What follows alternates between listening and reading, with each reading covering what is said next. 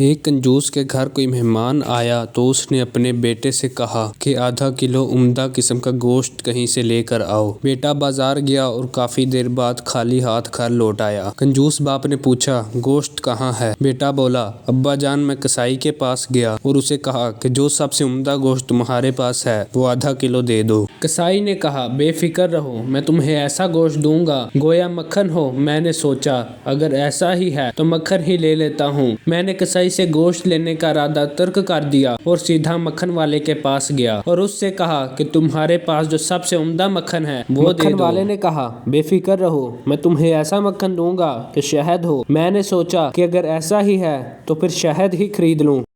چنانچہ میں شہد والے کے پاس گیا اور اس سے کہا کہ تمہارے پاس جو سب سے عمدہ شہد ہے وہ مجھے دے دو۔ شہد والے نے کہا، بے فکر رہو، میں تمہیں ایسا شہد دوں گا گویا کہ بالکل صاف شفاف پانی ہو۔ میں نے سوچا اگر یہی قصہ ہے تو پانی گھر میں ہی موجود ہے، اس لیے میں خالی ہاتھ واپس آ گیا۔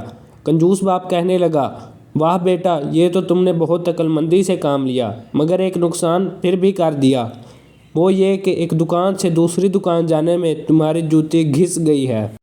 بیٹا بولا، نہیں ابو جان، ایسا نہیں ہے، میں تو مہمان کی چپل پہن کر گیا تھا، اس لیے کوئی نقصان نہیں ہوا۔